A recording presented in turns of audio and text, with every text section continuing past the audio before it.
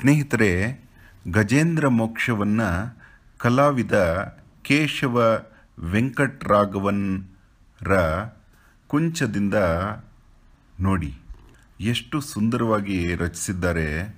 ಆ ಕಲಾವಿದನ ಹೃದಯ ಭಗವಂತನನ್ನು ಅರಿಯುತ್ತಿರುವುದರಲ್ಲಿ ಸಂಶಯವೇ ಇಲ್ಲ. ಭಗವದ್ಗೀತೆಯ ನಮೇ ದ್ವೇಷೋಸ್ತಿನ ಪ್ರಿಯ ಎನ್ನುವ ವಾಕ್ಯದಂತೆ ಗಜೇಂದ್ರ ಮೋಕ್ಷವನ್ನು ಈ ಕಲಾವಿದರು ಚಿತ್ರಿಸಿದ್ದಾರೆ.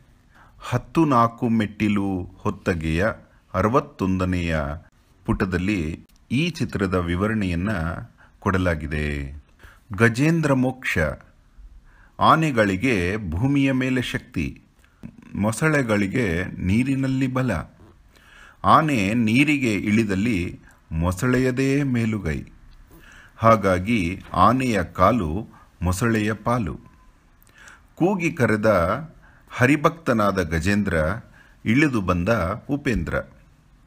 ಆ ಜಗನ್ನಾಥನಿಗೋ ಮೊಸಳೆಯೂ ಮಗುವೆ, ಆನೆಯೂ ತನೆಯನೆ. ಬಿಲ್ಕುಲ್ ಮಕ್ಕಳ ಜಗಳದಲ್ಲಿ ತೂರಿದ ತಂದೆಯಂತಾದ. ನೊಂದ ಮಗುವನ್ನು ಕಂಕುಳಲ್ಲಿ ಒತ್ತಿ ನೋಯಿಸಿದ ತುಂಟನನ್ನು ಕಿವಿ ಹಿಂಡಿ ಮುದ್ದಿಸಿದ.